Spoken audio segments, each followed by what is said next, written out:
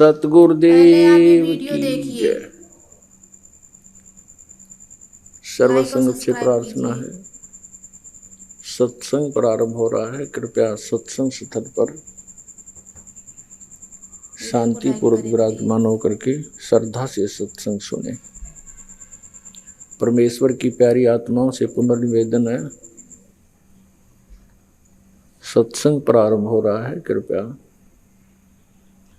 सत्संग स्थल पर शांति पूर्वक विराजमान होकर के श्रद्धा से सत्संग सुने। सत सही संत राम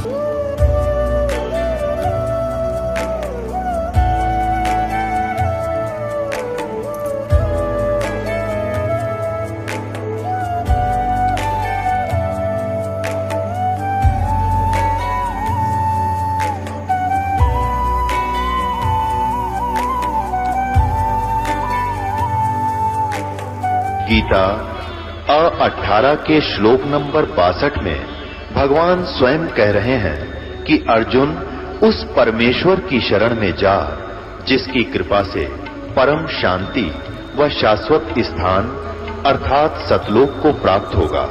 वो परमेश्वर कौन है, कहां है, कैसा है, जानने के लिए कृपया अवश्य सुनिए जगत गुरु तत्वदर्शी संत रामपाल जी महाराज के अमृत वचन। नमस्कार। अथर्ववेद, अथर्ववेद तो इसने बहुत बाद में दिया है अपने पुत्र को।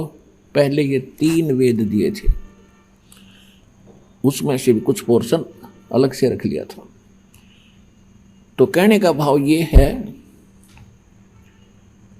कि ये चारों वेद गॉड गिवन है और श्रीमद् भगवत गीता के अंदर इसने वेद ज्ञान दिया है, बोला है श्री कृष्ण जी में प्रवेश करके।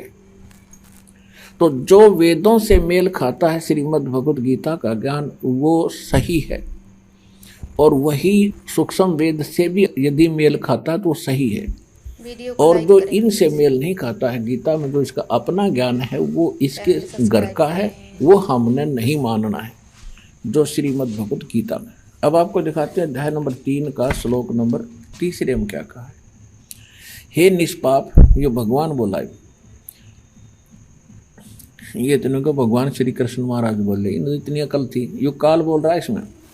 हे निष्पाप, इस लोक में 2 प्रकार की निष्ठा मेरे द्वारा पहले कही गई है, और उनमें सांख्य योगियों की निष्ठा तो ज्ञान योग से और योगियों की निष्ठा कर्म योग से होती है। फिर क्या कहता है, मनुष्य ने तो कर्मों का आरंभ किए बिना निष्कर्मता को, यानी ये तो अपनी सोच है, प्राप्त होता, और न कर्मों के केवल त्याग मात्र से सिद्धि यानी सांख्य निष्ठा को प्राप्त होता है। आगे फिर कहता, निसंदेह कोई भी मनुष्य किसी भी काल में क्षण मात्र भी बिना कर्म किए नहीं रहता, क्योंकि सारा मनुष्य समुदाय प्रकृति जनित गुणों द्वारा परवश हुआ कर्म करने के लिए बाध्य किया जाता है। 6 में, जो मूढ़मती मनुष्य समस्त इंद्रियों को हठपूर्वक ऊपर से रोककर मन से उन इंद्रियों के विषयों का चिंतन करता रहता हुआ मिथ्याचारी और दंभी कहा जाता है। फिर 7वें में क्या कहा है, किंतु हे अर्जुन, जो पुरुष मन से इंद्रियों को वश में करके अनासक्त हुआ समस्त इंद्रियों द्वारा कर्म योग का आचरण करता है, वही श्रेष्ठ है। यानी तो हट करके बैठ गया, सब्सक्राइब कीजिए, तो बाहर से तो दिखाई देगा भक्ति कर रहा है, समाधि लगाने की चेष्टा कर रहा है। क्या कहा है 8वें श्लोक में, तू शास्त्र विहित कर्तव्य कर्म कर। शास्त्र विहित माने शास्त्रों में वर्णित वो साधना कर्तव्य कर्म कर जो कर्ण योग्य हैं क्रियाएं, क्योंकि कर्म ना करने की अपेक्षा है, यानी एक स्थान पर बैठ के हठ योग करने की अपेक्षा कर्म करना श्रेष्ठ है, तथा कर्म न करने से तेरा शरीर निर्वाह गुजारा भी तो नहीं सिद्ध होगा। हो गया सिद्ध। इस 8वें श्लोक में बिल्कुल स्पष्ट कर दिया है कि काम भी कर, यदि हट और शास्त्र अनुकूल साधना कर, और यदि काम छोड़ कर हठियो करके बैठ गया, तेरा पेट कैसे भरेगा। ये है वेद ज्ञान। और देखो 9वें में क्या कहा है, इसमें कहा कि ज्ञान यज्ञ के निमित्त किए जाने वाले कर्मों से अतिरिक्त, यानी यज्ञ माने धार्मिक अनुष्ठान भक्ति कर्म के अतिरिक्त किए जाने वाले कर्म अतिरिक्त दूसरे कर्मों में लगा हुआ ही यह मनुष्य समुदाय कर्मों से बंधता है। इसलिए अर्जुन आसक्ति से रहित होकर उस ज्ञान के निमित्त, तदार्थमान उस ज्ञान के नहीं, उस परमात्मा पाने के निमित्त कर्तव्य कर्म कर। अब ये तो है वेद ज्ञान, क्योंकि सूक्ष्म वेद और यजुर्वेद ये दोनों प्रमाणित करते हैं कि नाम उठत नाम बैठत नाम सोवत जागवे, नाम खाते नाम पीते नाम से ती लागवे। सूक्ष्म वेद। यजुर्वेद कहता है 40वें अध्याय का 15वां मंत्र, ये देखिएगा। यजुर्वेद, ये देखिएगा यजुर्वेद, ये कहाँ से प्रकाशित है? प्रकाशक है सार्वदेशिक आर्य प्रतिनिधि सभा 2/5 महर्षि दान भवन रामलीला मैदान नई दिल्ली से। और यजुर्वेद आर्य भाषा महर्षि द्वान सरस्वती द्वारा इसका अनुवाद किया गया है और ये यहाँ से मुद्रित है। अब हम इसके 40वें अध्याय में चलते हैं। ये 40वां इसका अंतिम अध्याय है और ये लास्ट के ही मंत्र चल रहे हैं इसके अंदर। देखिएगा, ये है यजुर्वेद और 4400 यानी 40वां अध्याय 4400 और इसका मंत्र नंबर 15। हम संस्कृत भी पढ़ लेंगे जोड़ जाड़ कर, हिंदी तो आवे अपन, यह देवनागरी लिपि है। वायुर अनिलम आमर्तम अथिदम अथेदम भस्मांतम शरीरम, ओम कर्तो समर किलबे समर और कर्तुम समर है 15वां श्लोक। इसका क्या अर्थ है? वायु अनिलम अमृतम अथ इदम भस्मांतम शरीरम, भस्मांतम शरीरम। इसका अर्थ है कि जब तक तेरा शरीर का नाश हो तब तक, अनल माने होती वायु, इस वायु यानी श्वास के द्वारा सेवन करना होता ओम का। तो इसमें क्या बताया कि ओम कर्तु समर किलबे समर, नीचे देखिएगा, ओम कर्तो समर किलबे समर और कर्तुम समर। अब देखिए इस अज्ञानी दानंद का अनुवाद दिखाऊंगा, क्योंकि इनको कोई ज्ञान नहीं था, ये सिर्फ संस्कृत भाषा अवश्य जानते थे, तत्व ज्ञान इनके पास था नहीं, जिस कारण से इन्होंने जहाँ इनकी बुद्धि ने काम नहीं किया उड़ंगा कर दिया। अब इसका सीधा अर्थ है कि ओम कर्तु समर, ओम का जाप काम करते करते सेवन कर। अब इसके अनुवाद से आपको और आसानी से सिद्ध होगा कि यो भी कोशिश कर रहा है, अर्थ तो ठीक करने की चेष्टा कर रहा है, लेकिन विचलित होने के कारण ये निष्कर्ष नहीं दे पा रहा। देखिए, ये इनका अनुवाद है दानंद जी का।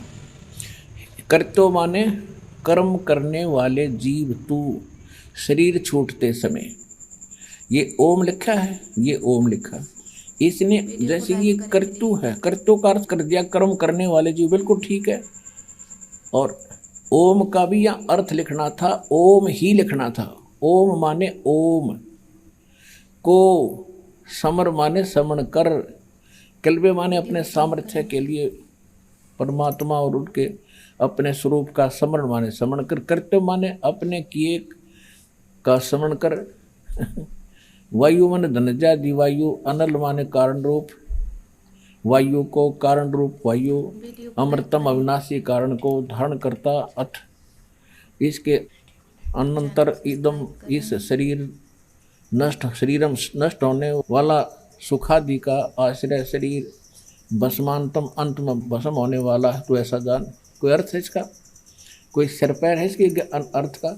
इसका सीधा सा अर्थ है कर्तो माने काम करने वाले, यहाँ लिखा है ओम कर्तो समर, काम करते करते श्रवण कर। और किलबे, किलबे माने किलबलाहट है, एक विशेष कसक के साथ, तड़फ के साथ उस नाम का जाप कर। वीडियो को लाइक और करें, कर्तव्य माने अपने मूल मनुष्य जीवन का मूल कर्तव्य जानकर ओम का जाप करे। तो इसको अंतिम सांस तक, शरीर छूटते तक, जब तेरा शरीर नाश हो तब तक इसका सेवन कर। तो ये वेद ज्ञान है कि देखिएगा गीता जी, श्रीमद् भगवद गीता अध्याय नंबर 17 को लाइक करें, चैनल सब्सक्राइब करें। और श्लोक नंबर 5 में, जो मनुष्य शास्त्र रहित, शास्त्र विधि रहित, केवल मन माना कल्पित घोर तप को तपते हैं, दंभ और अहंकार से युक्त, कामना से आसक्त और बल के अभिमान से युक्त, वीडियो को लाइक करें, भी युक्त, शरीर से युक्त। छठे में कहा कि शरीर रूप से सचित भूत समुदाय को और अंतःकरण में सचित मुझ परमात्मा को भी वो क्रस करने वाले हैं, यानी दुखी करने वाले हैं। उन अज्ञानियों को असुर स्वभाव वाले जान। वीडियो को लाइक करें। अब क्या बता दिया कि जो अपनी मनमानी तो घोर तप तपते करते हैं, तो उनको शास्त्र विधि त्याग कर, क्योंकि शास्त्र के अनुसार जो तप लिखा है वो और है, वो 3 प्रकार के तप हैं। वो तप नहीं, उनको एक अलग से साधना बताई। जैसे हरिश्चंद्र ने वचन तप किया था कि मैं सत्य बोलूँगा, असत्य नहीं कहूँगा, उसके कारण उसने जो भी यातनाएं सहन करनी पड़ी, उसने सत्य बोला, वो तप था। अब जैसे ये दास सत्य बोल रहा है, सच्चाई कह रहा है, हमें भी यातना सहन करनी पड़ी, जेल में भी जाना पड़ा, झूठे मुकदमे भी बना दिए, ये हमारा तप है। और तप का फल भगवान कबीर परमेश्वर सबको देता है। जैसे प्रहलाद ने यही सत्य बोलने का तप किया था, वाणी वाला तप किया था, अपने पिता से कह दिया था कि तू भगवान नहीं है और तेरे द्वारा बताई गई साधना परमात्मा प्राप्त नहीं करा सकती, उस परमात्मा की भक्ति से ही मोक्ष होगा। इसी से पिता पुत्र का झगड़ा हो गया और उसने खूब सताया। वो जो तप था उसको तप, वो शास्त्र अनुकूल तप था। और जो आंख मीच कर कितने बर्फ में खड़े होकर कितने ऊपर न पा करके कितने झूल गाल के, ये शास्त्र विरुद्ध और मनमाना आचरण तप है, ये नहीं करना चाहिए। इससे सिद्ध है कि उपवास और तपस्या से लाभ मानना जैनियों की गलत धारणा है, क्योंकि यह शास्त्र विरुद्ध मनमाना आचरण है। यही कारण था कि इन क्रियाओं से जैन धर्म के प्रथम तीर्थंकर ऋषभदेव की मौत जंगल की आग में जलने से हुई थी, जिसका प्रमाण श्रीमद् भागवत पुराण में मिलता है, जिसमें लिखा है। वीडियो को लाइक करें। और ये 16वां श्लोक है। दिवौ इमौ पुरुष लोके क्षर च अक्षर एवं च क्षर सर्वाणी भूतानि कटुस्थ अक्षर उच्यते। वहां जिसका किया है कि इस संसार में नाशवान और विनाशी भी ये 2 प्रकार के पुरुष हैं। पुरुष माने प्रभु, स्वामी, भगवान कहो। लेकिन इसका जो परिभाषा हम आपको समझाने चले हैं प्रभु की, अब यहाँ प्रारंभ होती है। अभी तक ये इसकी भूमिका बनी है। अब देखना, इस संसार में नाशवान और विनाशी भी ये 2 प्रकार के पुरुष यानी प्रभु हैं। और संपूर्ण प्राणियों के, इन्हीं के लोक में संपूर्ण प्राणियों के शरीर नाशवान है और जीवात्मा अविनाशी कहा जाता है। अब ये अक्षर पुरुष और क्षर पुरुष, क्षर पुरुष ये, क्योंकि ये जो पुरुष है, देव जो पुरुषों हैं, इनको हम यहाँ लगा सकते हैं। ये क्षर पुरुष और अक्षर पुरुष। क्षर पुरुष माने ये ब्रह्म और अक्षर पुरुष माने ये परब्रह्म भी 2 प्रकार के परमात्मा हैं, प्रभु हैं। और इनके लोकों में सभी प्राणियों तो शरीर के नाशवान हैं और जीवात्मा अविनाशी कहा जाता। जैसे अभी आपने परब्रह्म की भी आयु की सीमा देखी, वीडियो को लाइक करें। और ब्रह्म की भी। जब परब्रह्म का एक दिन समाप्त होगा 1000 युग का, चतुर्युग नहीं, परब्रह्म का, अक्षर पुरुष का जब एक दिन समाप्त होगा जो 1000 युग का होगा। एक युग आपको बताया कि 70,000 त्रिलोकीय शिव की मृत्यु के बाद एक काल मरेगा जो एक ब्रह्मलोक में रहता है। वह 3 रूप में रहता है, ब्रह्मा विष्णु और शिव। ऐसे ही उसी अवधि से वहां वो अपना ब्रह्मा वाला शरीर छोड़ता है, ऐसे फिर विष्णु वाला छोड़ता है, लास्ट में वो शिव वाला शरीर छोड़ता है। वीडियो लाइक करें। तब एक ब्रह्मांड का विनाश होता है और परब्रह्म का यानी अक्षर पुरुष का एक युग होता है।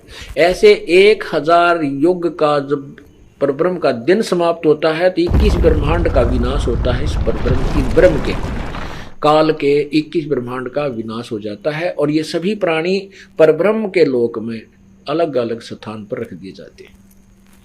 उनके कर्म अनुसार अलग अलग वहां रखे जाते हैं। और जब उसका फिर रात्रि समाप्त हो जाती है, पुनः दिन प्रारंभ होता है, फिर दुर्गा और काल ऐसे ही उत्पन्न होते हैं। फिर उनके कर्म अनुसार वो सभी जीव नीचे भेज दिए जाते हैं और वो कर्म अनुसार उनकी फिर उत्पत्ति वहीं काल और दुर्गा और उससे होती रहती है। वो समझो परब्रह्म यानी अक्षर पुरुष की सती थी, उसका शरीर उसके प्राणियों की सती थी। लेकिन सटील को भी जंग लगेगा, अंत में इसका विनाश होगा। लेकिन उस मिट्टी, उस चीनी सफेद प्याले की तुलना में वो अविनाशी यानी काफी स्थायी नजर आता है भी, लेकिन वास्तव में अविनाशी नहीं। वास्तव में विनाशी जो है सोना है, गोल्ड है, धातु, इसका विनाश नहीं होता, इसको कोई जंग नहीं लगता। तो इसी प्रकार पूर्ण परमात्मा जो है वो वास्तव में अविनाशी है और ब्रह्म यानी क्षर पुरुष, परब्रह्म यानी अक्षर पुरुष ये नाशवान है। ये अक्षर पुरुष कहलाता है, अक्षर का अर्थ होता है अविनाशी, लेकिन ये वास्तव अविनाशी नहीं। यही गीता जी सिद्ध कर रही है। अब फिर देखो गीता अध्याय नंबर 15 के श्लोक 16 और 17 को चैनल सब्सक्राइब करें। ये देखिएगा, ये 16वां श्लोक आप पढ़ रहे हो। दिवौ इमौ पुरुषौ लोके क्षर च अक्षर एवं च क्षर सर्वाणि भूतानि कुटुष्ट अक्षर उच्यते। इस संसार में नाशवान और अविनाशी ये क्षर पुरुष और अक्षर पुरुष ये भी 2 प्रकार के भगवान हैं। संपूर्ण प्राणियों के शरीर नाशवान है, जीवात्मा अविनाशी का। अब 17वां में स्पष्ट किया है कि उत्तम पुरुष है तू अन्य। उत्तम पुरुष यानी पुरुषोत्तम तो इन ऊपर वाले दोनों से भी कोई और ही है और उसको परमात्मा कहा जाता है। वह वास्तव में परमात्मा कहा जाता है, परमात्मा इति उदाहरते है। और यह लोक त्रयम् अविश्य विभर्ति अव्यईश्वर, अव्यय माने अविनाशी, अव्यय माने अविनाशी। वो अविनाशी प्रभु है, अविनाशी परमात्मा है, परमेश्वर है। वीडियो को लाइक करें। अब सिद्ध हो गया, क्योंकि ऊपर दोनों से कोई और है, क्षर पुरुष और अक्षर पुरुष से कोई उत्तम पुरुष और है और वही परम अविनाशी और वही तीनों लोकों में प्रवेश करके सबका धारण पोषण करता है। अब देखना, अब ये समझ में आएगी आपको उल्टा लटका हुआ संसार रूपी वृक्ष का चित्र।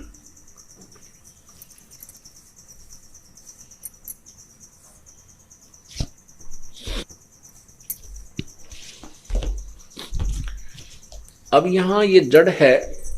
अब देखना, उत्तम पुरुष है तो ये है परम अक्षर ब्रह्म, जो है वो परम अक्षर ब्रह्म है।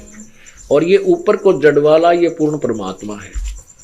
इस जड़ से सबको यानी तना में खुराक गई, तना से डार में, डार से ब्रह्मा विष्णु महेश रूपी शाखाओं में, फिर हमें प्राप्त हुई पत्तों को। तो ये क्या लिखा है कि जो लोग तीनों लोकों में प्रवेश करके वीडियो को लाइक करें। यह लोक त्रयम् अविश्य विभर्ति, अविश्य, अविश्य माने जो प्रवेश करके तीनों लोकों में प्रवेश करके सबका धारण पोषण भी वही पूर्ण परमात्मा ही करता है और वही अविनाशी। ये उल्टा लटका हुआ संसार रूपी अविनाशी वृक्ष है। और जो संत इसके सभी छंद यानी टुकड़ों को, वीडियो को लाइक करें। ये तना क्या है, ये डार क्या है और ये शाखा क्या है और ये पत्ते कौन है, तो परमात्मा ने पूर्ण ब्रह्म ने अपने उस मुख्य ज्ञान में, अपने मुखारविंद से उच्चारित उस तत्व ज्ञान में, अमृत वाणी में, कबीर वाणी में कहा है अक्षर पुरुष एक पेड़ है, निरंजन वा की डारे, तीनों देवा शाखा है, भाई पात रूप संसार। अक्षर पुरुष ये पूरा एक संसार है, क्योंकि जो जमीन से बाहर दिखाई देता हम उसको पेड़ मानते हैं, ये वृक्ष है। ये संसार रूपी अक्षर जड़ से जो जमीन से बाहर दिखता हम उसको वृक्ष कहते हैं, वृक्ष। तो ये अक्षर पुरुष तना जो है ये तो अक्षर पुरुष है, और निरंजन ज्योति निरंजन ये ब्रह्म, ये इसकी डार है, मोटी डार जो निकली। उस डार के फिर 3 शाखाएं बन गई, तीनों देवा, रजगुण ब्रह्मा, सतगुण विष्णु, तमगुण शिव जी, तीनों देवा शाखा हैं, और ये पात रूप संसार।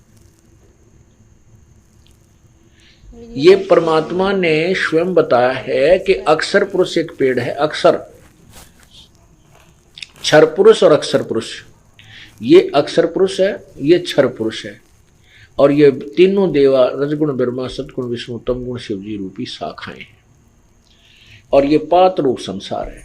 तो पर ये जो ऊपर है ये मूल जो है ये पूर्ण परमात्मा है, इसको परम अक्षर ब्रह्म भी बोलते हैं, परम अक्षर ब्रह्म। और ये क्षर ब्रह्म, ये अक्षर, ये परम अक्षर ब्रह्म, ये अक्षर ब्रह्म यानी अक्षर पुरुष पर ब्रह्म भी कहते हैं, ये क्षर पुरुष क्षर ब्रह्म भी कहते हैं इसको। और ये तीनों रजगुण ब्रह्मा सदगुण विष्णु ये तीनों शाखा हैं।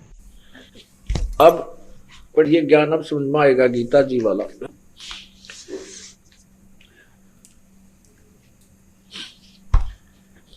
ये देखो अथ पंथ 10वां अध्याय, ये प्रथम मंत्र 15 में जाएगा। प्रथम मंत्र आपको सुना रहा हूं श्री गीता जी का।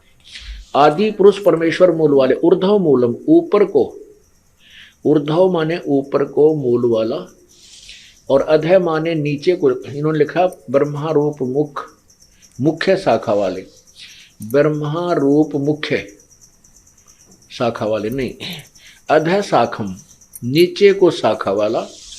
ये संसार रूपी पीपल के वृक्ष को अविनाशी कहते हैं, वेद जिसके पत्ते हैं। छंद माने टुकड़े होता है, छंदासी यस्य प्रणानी, और इसके छंद, इसके टुकड़े जो हैं वो अलग अलग विभाग हैं, उसके पत्ते आदि कई हैं। उस संसार वृक्ष को जो पुरुष, जो व्यक्ति मूल सहित जड़ से लेकर शाखाओं तक तत्व से जानता है, वह वेद के तात्पर्य को जानने वाला है।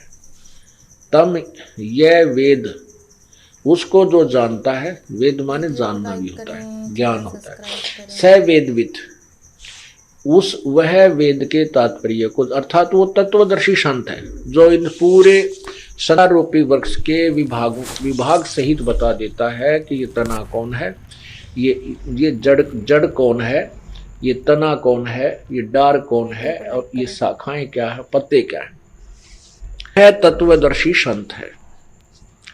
ये गीता जी अध्याय नंबर 15 के मंत्र 1 ने स्पष्ट कर दिया।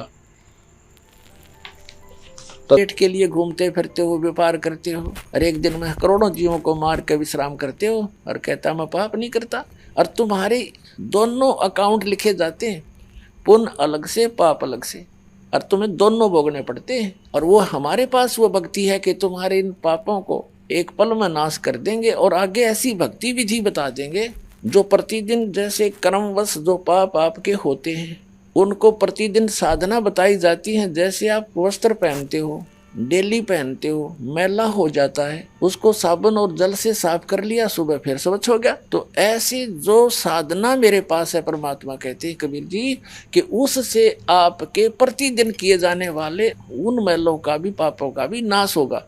और जब तक ये साधना नहीं प्राप्त करोगे तो वो आपके पाप लिखे जाएंगे अलग से और पुण्य अलग से। और जो साधना जैन समुदाय कर रहा है वो भी पाप नाशक नहीं है। वेदों में प्रमाण है कि केवल पूर्ण परमात्मा ही पाप काट सकता है। आपको दिखाते हैं श्रीमद् भगवत गीता, वीडियो को लाइक करें प्लीज, पदछेद अन्वय साधारण भाषा टीका से। ये गीता प्रेस गोरखपुर से प्रकाशित है, जयदयाल गोविंद का इसके अनुवादक है। ये अध्याय नंबर 4 है श्रीमद् भगवत गीता का। ये 25 में क्या कहा है? दूसरे योगीजन देवताओं के पूजन रूप यज्ञ का यानी धार्मिक अनुष्ठान का भली प्रतिपाती अनुष्ठान किया करते हैं। पर उपासते माने पूजा करते हैं, ये उपासते माने पूजा करते हैं। और अन्य ब्रह्म अग्नौ यानी ब्रह्म परब्रह्म नहीं, इस काल की साधना तक सीमित है, आत्म रूप यज्ञ का हवन किया करते हैं। और 26वां अन्य श्रोत्रादि समस्त इंद्रियों को संयम रूप अग्नियों में हवन किया करते हैं, यानी कुछ अपने इन कान आदि रोक राख कर ये क्रियाएं करते रहते हैं। दूसरे योगीजन शब्द आदि शब्द सपर स्वरूप रसगंध वीडियो लाइक कर रहे हैं। इन समस्त विषयों को इंद्रिय रूप अग्नि में हवन किया करते हैं, यानी अपने संयम साधना में लगे रहते हैं। दूसरे योगीजन इंद्रियों की संपूर्ण क्रियाओं को और प्राणों की समस्त क्रियाओं को, श्वासों की, प्राण माने श्वासों की, ज्ञान से प्रकाशित आत्म संयम रूप योग रूप अग्नि में हवन किया करते हैं। हवन माने साधना करते हैं। और कई पुरुष द्रव्य संबंधी यज्ञ करने वाले हैं, यानी द्रव्य संबंधी माने धन से होने वाला, जैसे कोई भंडारा कर दिया कि तक कंबल बांट दिए, और कहीं कोई धर्मशाला बनवा दी, कोई मंदिर बनवा दिया, इस तरह कि तो भंडारे कर दिए। इस तरह कहते हैं कुछ एक इस प्रकार की साधना करके संतुष्ट है कि हमने बहुत कुछ कर लिया। द्रव्य संबंधी तो से मुंह पर पट्टी बांध के और नंगे पैरों चल रहा है, इसको अहिंसावादी तीक्ष्ण व्रत बोलते हैं। कुछ ऐसी क्रियाएं करते हैं। और कुछ स्वाध्याय रूप ज्ञान यज्ञ करने वाले हैं, जैसे गीता जी का पाठ कर लिया या कोई मंत्र वेदों के मंत्र गोट लिए, इस तरह के स्वाध्याय बोलते हैं। अब 29-30 में क्या कहा कि दूसरे कितने योगीजन अपान वायु में प्राणवायु को हवन करते हैं, यानी अपने अंदर की 5 प्राणों से ही खसते रहते हैं प्राणवायु को अपान वायु में। अन्य कितने ही नियमित आहार करने वाले हैं, यानी सीमित आहार, एक बार खा लिया, थोड़ा सा खा लिया, उसका अभ्यास करते रहे। कुछ प्राणायाम करते रहते हैं, प्राणों की और अपान की गति को रोककर प्राणों को श्वास छोटा कर बड़ा श्वास बढ़ाने घटाने के चक्कर में लगे रहते हैं, प्राणों में हवन किया करते हैं। ये सभी साधक यज्ञों के द्वारा पापों का नाश कर देने वाले यज्ञों को जानने वाले हैं। इसका वास्तविक अर्थ ये है कि ये सभी अपनी अपनी साधनाओं को पाप नाश करने वाली जानते हैं। यदि ये इनको पता लग जाए कि ये साधना पाप नाशक नहीं है, तुरंत त्याग देंगे ये।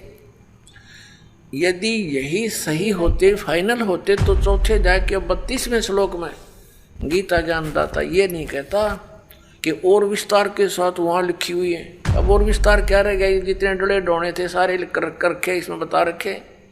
अब देखना अध्याय नंबर 4 के और श्लोक नंबर 32 में कहा है, इसमें एक शब्द है एवं बहुविधा यज्ञ वित्त ब्रह्मणे मुखे। ये ब्रह्मणे शब्द है इसमें चौथे अध्याय के 32वें श्लोक में। कर्मजान विधितान सर्वान एवं ज्ञात्वा विमोक्ष से। अब क्या बताते हैं, इस ब्रह्मणे मुखे का जो अर्थ, ब्रह्मणे मुखे को हमने देखना है, इन्होंने अनुवाद गलत किया है। एवं माने इस प्रकार, बहुत प्रकार के यज्ञ यानी धार्मिक अनुष्ठान इन्होंने वेद की वाणी में कर दिया, ये गलत कर दिया। ब्रह्मणे मुखे का अर्थ लिखना था सच्चिदानंद घन ब्रह्म की वाणी में विस्तार से कहे गए। उन सब को तू सब्सक्राइब करें। कर्म जान, यानी कर्मों से, शारीरिक क्रियाओं से संपन्न होने वाले जान। नाम उठत नाम बैठत नाम सोत जागबे, नाम खाते नाम पीते नाम सेती जागबे लागबे, ये क्रिया है उसमें। विधि तान, विधि जान, उनको जान। इस प्रकार तत्व से जानकर उनके अनुष्ठान द्वारा तू क्रम बंधन से सर्वथा सर्वथा मुक्त हो जाएगा। अब ये देखना, हमने ये गलत कर दिया ने, बेईमानी कर रखी यहाँ पर। यहाँ लिखना था सच्चिदानंद घन ब्रह्म की वाणी में। अब आपको दिखाते हैं इसी वीडियो लाइक करें प्लीज। श्रीमद् भगवद गीता अध्याय नंबर 17 के श्लोक नंबर 23 में, इसमें है ओम तत्सत इति निर्देश है ब्रह्मण तिर्विध समर्थ ब्राह्मणा तेन वेदा च यगा जय विहिता पुरा। वीडियो लाइक ओम करें। ओम तत् तत् मेरा सत सब्सक्राइब सत करें। इति माने यह है, ऐसे यह है। तिर्विध माने 3 प्रकार का। ब्रह्मण मुख्य, ब्रह्मण सच्चिदानंद घन ब्रह्म का, ब्रह्मण माने सच्चिदानंद घन ब्रह्म, ये यहाँ बिल्कुल सही इन्होंने अनुवाद किया है, का नाम कहा है। अपने आत्मा इस गीता जी अध्याय नंबर 17 के श्लोक नंबर 23 में एक तो ये कंसेप्ट क्लियर हो गया कि गीता ज्ञान दाता से एक सच्चिदानंद घन ब्रह्म कोई और है, सुप्रीम पावर, समृद्ध शक्ति, और उसका मंत्र है ओम तत्सत। ये 3 मंत्र का है। तो एक तो हमारी पवित्र गीता से हमें ये मिलेगा कि कौन सी साधना करने की है, वो कौन से मंत्र हैं जो जाप करके मोक्ष प्राप्ति होती है, और दूसरे फिर हम प्रमाण लेंगे उन महापुरुषों से जिनको हम मुक्त मानते हैं और जिनका ये अन्य संत पंथ उन महापुरुषों के भी प्रमाण देते हैं कि वो पार हो गए, वो महापुरुषों की वाणी भी लेते हैं। तो उन्होंने भी कौन से मंत्र जाप किए, फिर ये सब रास्ता साफ हो जाएगा, शंका समाप्त हो जाएगी। शंका समाप्त हुई, भगवान मिला, फिर तो क्रिया करनी शेष रह जाएगी। और वो क्रिया इतनी आसान है, चलते फिरते उठते बैठते भगवान का कभी कितना ही भजन कर लो, काम करते करते, और अंतिम सांस तक साधना करनी है, भगवान साथ लेकर जाएगा आपको सतलोक में। चैनल सब्सक्राइब करें। अब देखो, अब हम फिर आगे अध्याय नंबर 4 के श्लोक नंबर 32 पे। अब इसमें है इस प्रकार बहुत प्रकार के यज्ञ माने धार्मिक अनुष्ठानों की जानकारी ब्रह्मण मुखे यहाँ लिखा गया सच्चिदानंद घन ब्रह्म की वाणी में विस्तार के साथ कहे गए हैं। उन सब को तू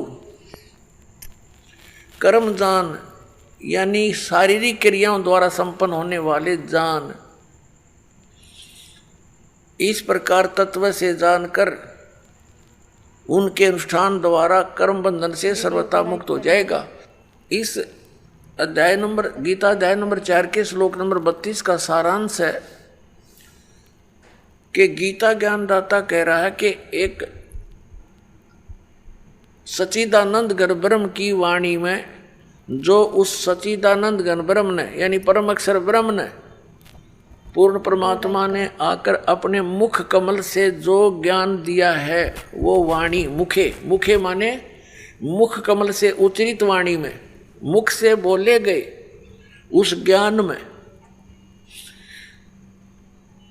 वो विस्तार के साथ कहा गया। और उसको जानने के बाद फिर पूर्ण रूप से सभी प्रकार से तो सब कर्मों से मुक्त हो जाएगा। वेद जो है भगवान की महिमा का एथेंटिक रिकॉर्ड है, उसमें परमात्मा की महिमा लिखी है, और ये खुद मानते हैं कि जो वेद में लिखा है वो हमें स्वीकार्य है। वेद सत्य है। यदि वेद सत्य है तो फिर सत्यार्थ प्रकाश किया, ये तो झूठार्थ प्रकाश है। अब दिखाते हैं आपने वेद में क्या लिखा है। अब यजुर्वेद, इसका अनुवाद करता भी मैं ऋषिदानंद है। देख कमाल की बात है, यूं तो भांगा पिया करता तो नरी उतरने नहीं देता, ऐसा लगता है। इसकी जीवनी में लिखा है भांग पीता था, दिखाएंगे आपको कभी। अब ये कहाँ से प्रकाशित है? प्रकाशक है सार्वदेशी कार्य प्रतिनिधि सभा 2/5 महर्षि दानंद भवन रामलीला मैदान नई दिल्ली से। महर्षि दानंद सरस्वती द्वारा इसका अनुवाद किया गया। मुद्रक हैं Prince offset printers 1510 Pataudi house Daryaganj नई दिल्ली से। 241 पृष्ठ पे है। 8वां अध्याय यजुर्वेद भाषा भाष्य। ये 13वां मंत्र है। 13वां इसमें क्या लिखा है?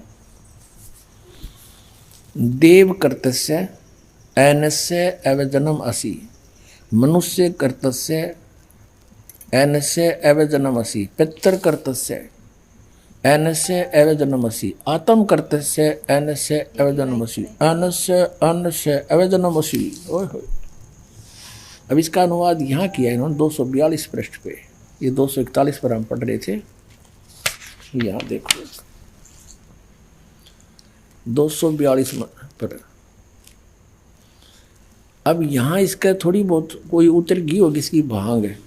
इसने फिर यहाँ उलझाने की चेष्टा की है कि हे सबके उपकार करने वाले मित्र आप, दान देने वाले के ऐनस्य माने अपराध के, ऐनस्य अवजनम माने विनाश करने वाले हो, क्षमा करने वाले हो। अब यहाँ मित्र लिख दिया। अब पढ़ने वाला ने सोचा चलो ये तो मित्र मित्र के बारे में कि तो भगवान का जिक्र है, नहीं छोड़ा इसने। अब इसी के कर कमलों से लिखा हुआ और दिखाते हैं सत्यार प्रकाश में। ये देखिएगा, ये सत्यार प्रकाश वही वेद अब बाद में दिखाएंगे थोड़ा आपको पुनः। और ये कहाँ से प्रकाशित है? वैदिक यति मंडल वही है।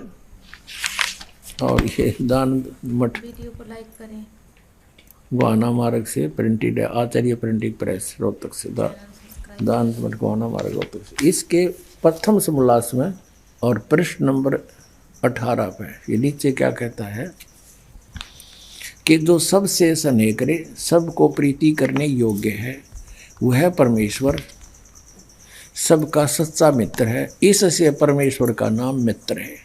तो वहाँ मित्र की जगह हम परमेश्वर कहेंगे।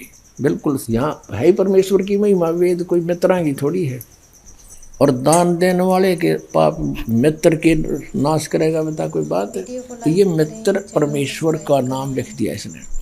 और लिख दिया इसलिए कि कोई पढ़ ना गा के देते ये ज्ञानता पता लग जाए।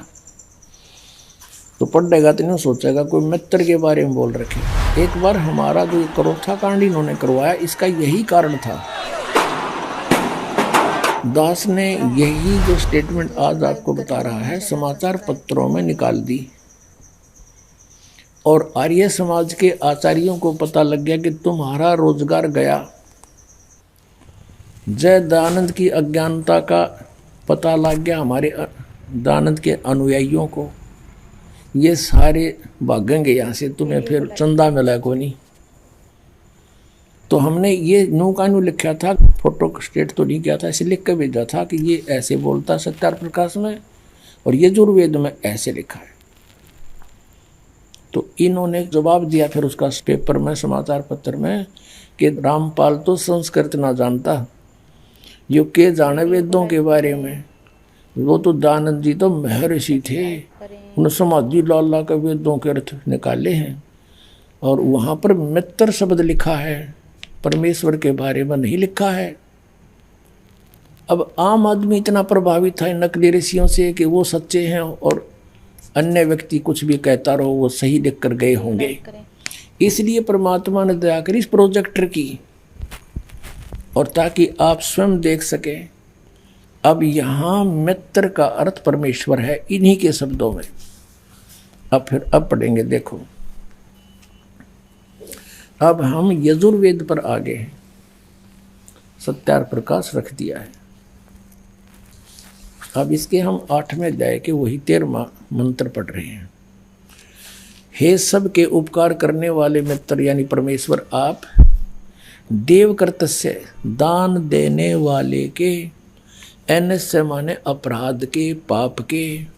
ऐनस्य माने अपराध कहो चाहे पाप को, इसी के शब्दों में। ऐनस्य माने पाप के, दूर करने वाले हो, नाश करने वाले हो, छुड़वाने वाले हो, क्षमा करने वाले हो, कुछ भी बोलो इन शब्दों को।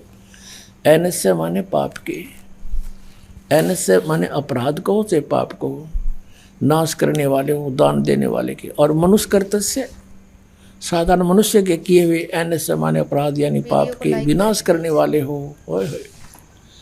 और पितर करते से पिता के किए हुए अन्य सामान्य विरोधाचरण के नहीं, पाप के लिखना चाहिए। इसलिए अच्छी तरह हरने वाले हो यानी दूर करने वाले हो, अपने किए हुए पाप के दूर करने वाले हो। एनस एनस अधर्म के अधर्म यानी पाप के पाप, घोर पाप के नाश करने हारे हो। विद्वान यानी जानता हुआ मैं जो कुछ भी अधर्म आचरण किया करता हूँ वह करूँ, अनजान में जो कुछ भी किया करता हूँ वह करूँ, उस सब एन से माने पाप के दूर करने वाले हो। युद्ध परमात्मा के तनु का है वेद ज्ञानदाता कि वो परम अक्षर ब्रह्म है, वो घोर पाप का भी नाश कर देता है, घोर पाप के। और जो कुछ भी करता हूँ या करूँ उसको भी पाप नाश कर देता है। और ये कहते हैं पाप। क्या कहा गया है देखिए, आपको दिखाते हैं श्रीमद् भगवत गीता पदछेद अन्वय साधारण भाषा टीका सहित। ये गीता प्रेस गोरखपुर से प्रकाशित है, जयदयाल गोविंद का इसके अनुवादक है। ये अध्याय नंबर 4 है श्रीमद् भगवत गीता का। ये 25 में क्या कहा है, दूसरे योगीजन देवताओं के पूजन रूप यज्ञ का यानी धार्मिक अनुष्ठान का बड़ी प्रतिभांति अनुष्ठान किया करते हैं। पर उपासते माने पूजा करते हैं, ये उपासते माने पूजा करते हैं। और अन्य ब्रह्म अग्नौ यानी ब्रह्म परब्रह्म नहीं, इस काल की साधना तक सीमित है, आत्म रूप यज्ञ का हवन किया करते हैं। और 26वां अन्य श्रोत्रादि समस्त इंद्रियों को संयम रूप अग्नियों में हवन किया करते हैं, यानी कुछ अपने इन कान आदि रोक राख कर ये क्रियाएं करते रहते हैं। दूसरे योगीजन शब्द आदि शब्द स्पर्श रूप रसगंध इन समस्त विषयों को इंद्रिय रूप अग्नि में हवन किया करते हैं, यानी अपने संयम साधना में लगे रहते हैं। दूसरे योगीजन इंद्रियों की संपूर्ण क्रियाओं को और प्राणों की समस्त क्रियाओं को, श्वासों की, प्राण माने श्वासों की, ज्ञान से प्रकाशित आत्म संयम रूप योग रूप अग्नि में हवन किया करते हैं। हवन माने साधना करते हैं। और कई पुरुष द्रव्य संबंधी यज्ञ करने वाले हैं, यानी द्रव्य संबंधी माने धन से होने वाला, जैसे कोई भंडारा कर दिया, कितने कंबल बांट दिए, और कहीं कोई धर्मशाला बनवा दी, कोई मंदिर बनवा दिया, इस तरह कितने भंडारे कर दिए। इस तरह कहते हैं कुछ एक इस प्रकार की साधना करके संतुष्ट है कि हमने बहुत कुछ कर लिया। द्रव्य संबंधी यज्ञ, द्रव्य माने धन से होने वाली करने वाले कितने ही तपस्या रूप यज्ञ करते हैं, कई तपस्या ही करते हैं, अनुष्ठान करते तपस्याओं का। दूसरे योग करते हैं, योग अभ्यास यानी पेट घुमा दिया कि ऊपर न पर नीचे न सिर कर ली, इस तरह की क्रियाओं से ही वो अपने आप को संतुष्ट मानते हैं। और कुछ एक अहिंसावादी तीक्ष्ण व्रतों से युक्त यत्नशील पुरुष, कुछ एक ऐसे जो से मुंह पर पट्टी बांध के और नंगे पैरों चल है, इसको अहिंसावादी तीक्ष्ण व्रत बोलते हैं। कुछ ऐसी क्रियाएं करते हैं। और कुछ स्वाध्याय रूप ज्ञान यज्ञ करने वाले हैं, जैसे गीता जी का पाठ कर लिया या कोई मंत्र, वेदों के मंत्र गोट लिए, इस तरह के स्वाध्याय बोलते हैं। के द्वारा पापों का नाश कर देने वाले यज्ञों को जानने वाले हैं। इसका वास्तविक अर्थ ये है कि ये सभी अपनी अपनी साधनाओं को पाप नाश करने वाली जानते हैं। यदि ये इनको पता लग जाए कि ये साधना पाप नाशक नहीं है, तुरंत त्याग देंगे ये। यदि यही सही होते, फाइनल होते, तो चौथे अध्याय के 32वें श्लोक में गीता ज्ञानदाता ये नहीं कहता कि और विस्तार के साथ वहां लिखी हुई है। अब और विस्तार क्या रह गया, जितने डले डोने थे सारे लिख कर रखे, इसमें बता रखे। अब देखना अध्याय नंबर 4 के और श्लोक नंबर 32 में कहा है, इसमें एक शब्द है एवं बहुविधा यज्ञा वित्ता ब्रह्मणे मुखे। ये ब्रह्मणे शब्द है इसमें चौथे अध्याय के 32वें श्लोक में। कर्मजान विधितान सर्वान एवं ज्ञात्वा विमोक्ष्यसे विमोक्ष्यसे। अब क्या बताते हैं, इस ब्रह्मणे मुखे का जो अर्थ, ब्रह्मणे मुखे को हमने देखना है, इन्होंने अनुवाद गलत किया है। एवं माने इस प्रकार, बहुत प्रकार के यज्ञ यानी धार्मिक अनुष्ठान इन्होंने वेद की वाणी में कर दिया, ये गलत कर दिया। ब्रह्मणे मुखे का अर्थ लिखना था सच्चिदानंद घन ब्रह्म की वाणी में विस्तार से कहे गए। उन सबको तू कर्म जान यानी कर्मों से, शारीरिक क्रियाओं से संपन्न होने वाले जान। नाम उठत नाम बैठत नाम सोच जागवे, नाम खाते नाम पीते नाम सेती जागवे लागवे, ये क्रिया है उसमें। विधितान विधि जान, उनको जान। इस प्रकार तत्व से जानकर उनके अनुष्ठान द्वारा तू कर्म बंधन से सर्वथा मुक्त हो जाएगा। अब ये देखना हमने, वीडियो को लाइक करें। ये गलत कर दिया ने, बेईमानी कर रखी यहाँ पर। यहाँ लिखना था सच्चिदानंद घन ब्रह्म की वाणी में। अब आपको दिखाते हैं इसी श्रीमद् भगवद गीता अध्याय नंबर 17 के श्लोक नंबर 23 में। वीडियो को लाइक करें। इसमें है ओम तत्सत इति निर्देश है ब्रह्मण तिर्विध समर्थ ब्राह्मणा तेन वेदा च यगा च विहिता पुरा। ओम ओम तत् तत् सत सत इति माने यह है, ऐसे यह है। तिर्विध माने 3 प्रकार का। ब्रह्मण मुख्य, ब्रह्मण सच्चिदानंद घन ब्रह्म का, ब्रह्मण माने सच्चिदानंद घन ब्रह्म, ये यहाँ बिल्कुल सही इन्होंने अनुवाद किया है, का नाम कहा है। अपने आत्मा इस गीता जी अध्याय नंबर 17 के श्लोक नंबर 23 में एक तो ये कंसेप्ट क्लियर हो गया कि गीता ज्ञान दाता से एक सच्चिदानंद घन ब्रह्म कोई और है, सुप्रीम पावर, समृद्ध शक्ति, और उसका मंत्र है ओम तत्सत। ये 3 मंत्र का है।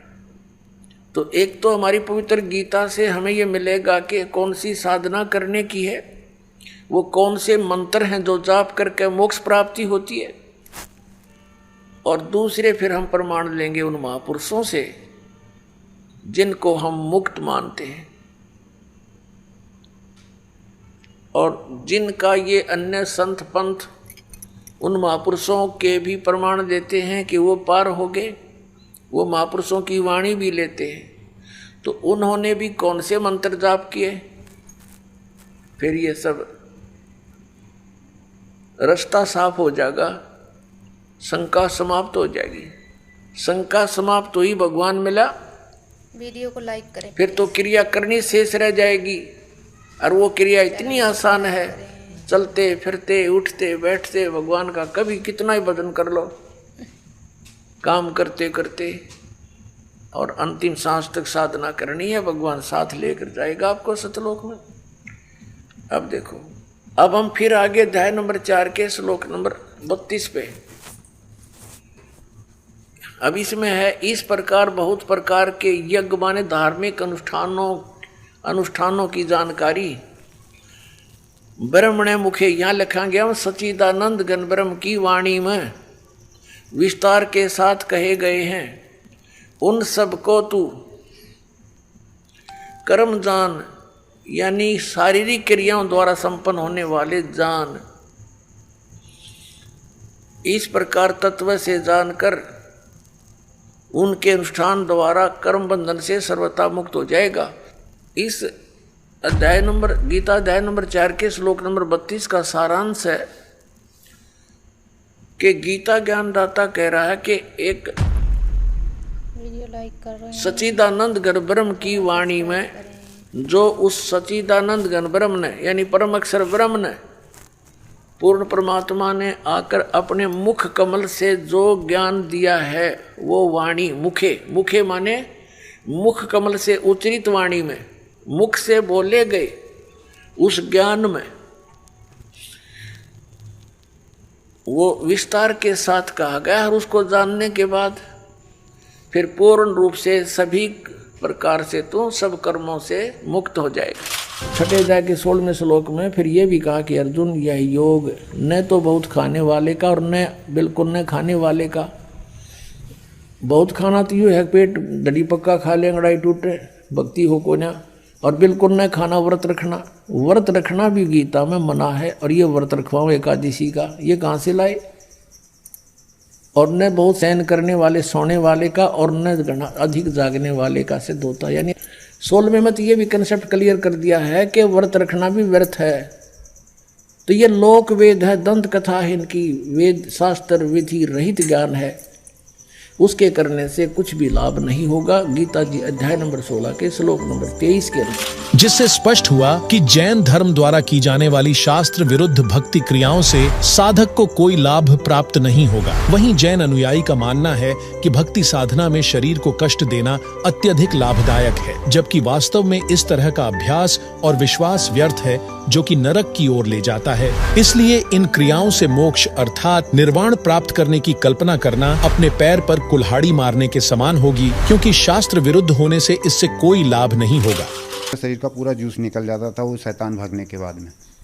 सर आपको ये जो भूत प्रेत की बाधा थी वो कितने साल से थी? ये भूत प्रेत की बाधा तो भगत जी परमात्मा जी के शरण में आने के पहले 20 साल से थी, मतलब पहले से। अभी तो परमात्मा जी के शरण 20 साल से ही आप गायत्री परिवार से जुड़े हुए थे? वीडियो को लाइक करें। हाँ, कोई लाभ नहीं मिला वहाँ से तो कोई लाभ ही, शैतान भूतों में तो कोई लाभ ही नहीं मिला। बीमारी वो शैतान भूत के कारण ही मतलब बनी रही मेरे शरीर में। क्या क्या बीमारियां थी आपको? पैरालाइसिस था मुझे, और उसमें टीबी भी पॉजिटिव आई है मेरे पास में, रिपोर्ट भी है और लता मंगेशकर हॉस्पिटल की नागपुर की। और पाइल्स था, और मतलब पैर तक के पूरा ख़राब हो चुका था मेरा दाहिना अंग, मेरे चलना भी नहीं हो रहा था मुझसे। हड्डियों के अंदर की जो बता रहे थे डॉक्टर कि आपके हड्डियों के अंदर मतलब गलने के बाद में जो अंदर की जो नली होती है वो वहाँ तक की पूरा बोले गल गया, बोले पूरा मवाद भरा चुका है बोले आपके नली में, बोले काटना पड़ेगा बोल रहे थे पैर नागपुर में भगत जी। तो बोल रहे थे कि डॉक्टर साहब ने बोला कि आपका पैर काटना पड़ेगा। तो सर आपको संत रामपाल जी महाराज के बारे में कैसे पता लगा? परमात्मा संत रामपाल जी महाराज जी के शरण में आने के पहले मुझे ज्ञान गंगा पुस्तक कुछ भक्तों द्वारा जैसे वो सेवा चलाई जाती है, घर घर में आती है, मोहल्लों पड़ोस में, हाट बाज़ारों में, शहरों में, हर जगह मतलब कहीं ना कहीं ज्ञान गंगा की सेवा जो चल रही है आज के समय में, तो उसमें मुझे ज्ञान गंगा मिली। तो ज्ञान गंगा में मैंने मतलब पढ़ा उसको, तो उसमें समझ में आया मेरे कि मैं तो गायत्री परिवार की साधना कर ही रहा हूँ और मेरे शरीर का रोग तो कुछ जा ही नहीं रहा। अभी 20 साल हो गए मुझे।